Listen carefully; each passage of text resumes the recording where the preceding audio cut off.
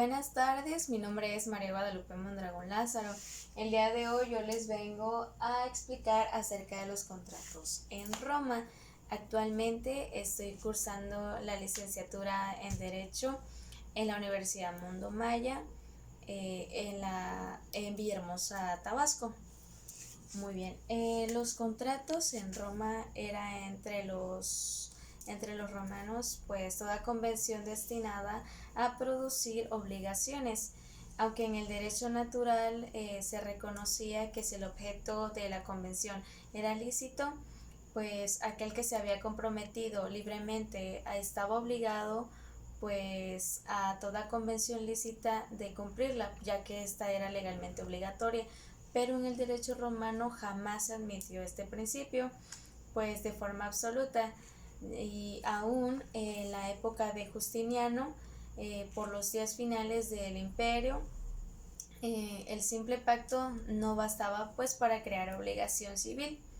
En el derecho civil solo se reconocía la obligación entre los ciudadanos cuando el contrato estaba acompañado de ciertas formalidades que dieran fuerza y certidumbre al consentimiento de cada una de las partes, para que así se evitaran conflictos, pleitos y así se encerraban los límites precisos de las voluntades.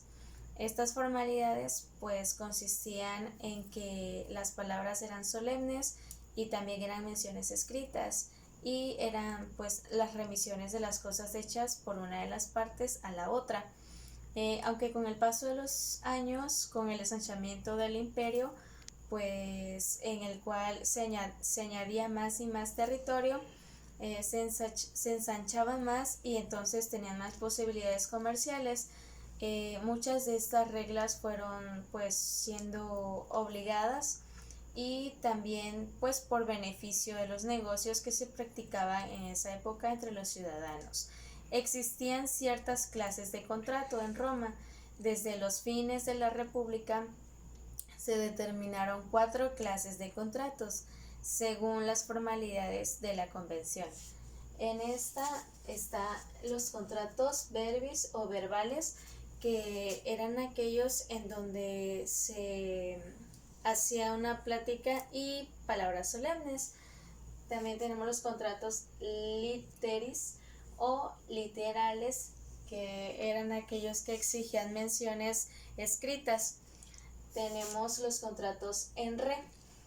Estos eran aquellos que eran imperfectos, solo los usaban pues cuando se le entregaba una cosa u objeto al deudor. Estos podían ser el mutuum, el préstamo de consumo, el comodato o préstamo de uso, el depósito y la prenda. Tenemos también los contratos formados, que solo consensus eran donde solamente existía el acuerdo entre las partes.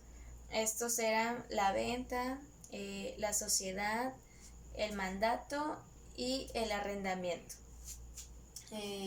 Pues toda convención que no tenía o que no figuraba en esta enumeración, en esta clase, pues no era un contrato y no producía la obligación civil necesaria para que se diera entre las partes.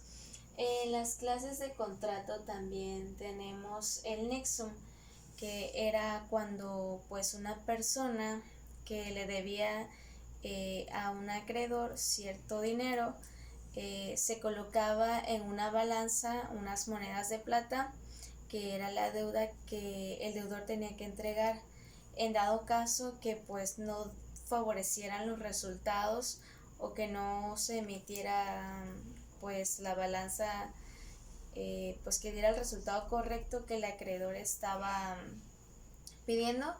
Pues esto hacía que el deudor pues pudiera ser esclavo, pudiera ser también ser víctima de ciertos abusos, como ser encadenado o ser golpeado por parte del acreedor. Por otra parte también tenemos los contratos literis, perdón, que eran donde cada ciudadano de Roma pues tenía un registro que era llamado Codex, en el cual se consignaban pues los actos de la vida de pues del ciudadano, en donde se registraban los préstamos que se habían hecho al estilo Nexo. Debía consignarlo en su códex y pues anexando que la suma había sido pesada y que había sido entregada pues al prestatario. Luego tenemos el contrato llamado mutum, que era aquel que estaba formado por re, ya que era la tradición de que se trasladaba una propiedad o cierta suma de dinero pues al prestatario. Así se entregaba pues entrega de algo al deudor, ¿no? Después tenemos lo que es el comodato, que era el prestar una cosa a un amigo. Y después tenemos el depósito, que era pues depositarle una cierta cantidad de dinero o valor a la casa del acreedor.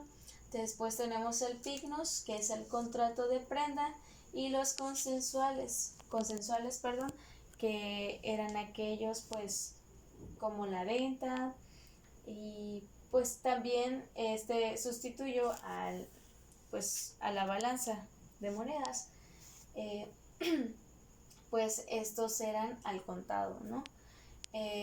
También tenemos por otra parte que la división de los contratos romanos eran en re, verbis, literis y solo consensus, que ya les he explicado.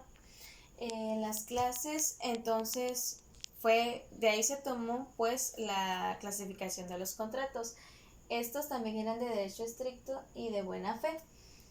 Los contratos de derecho estricto pues provenían del derecho romano, que era primitivo y revelaban pues un carácter fuertemente solemne y religioso, pues estos eran el mutuum, el literis y la estipulación.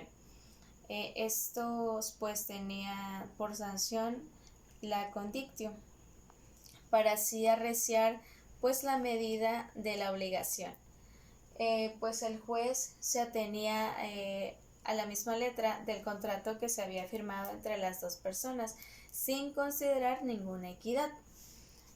Después tenemos el contrato de buena fe, que en este tipo de contrato pues todo aquello se debía arreglar de manera de acuerdo a la equidad que se tenían, y las sanciones para este tipo de convención pues llevaban un nombre distinto para cada contrato. Después tenemos los contratos unilaterales, que estos eran aquellos que nunca engendraban obligación del todo, más que para un solo lado de las partes contratantes. Los contratos sinalagmáticos eran aquellos que producían obligación de todas las partes contratantes, ya que estos podían ser bilaterales o multilaterales. Y estos también tenían una subclasificación, que eran perfectos e imperfectos. En los perfectos, pues donde todas las partes estaban obligadas, pues desde el momento en que se conforma el contrato a las obligaciones que se daban. Y los imperfectos eran aquellos pues como la venta, el arrendamiento y la sociedad. En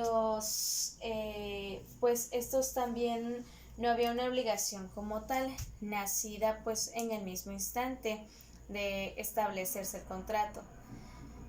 Puede que pues estos cuando pasaba un tiempo y se hacía la obligación, pues ya se daba entre las partes. Estos podrían ser, por ejemplo, el comodato, el depósito, la prenda y el mandato.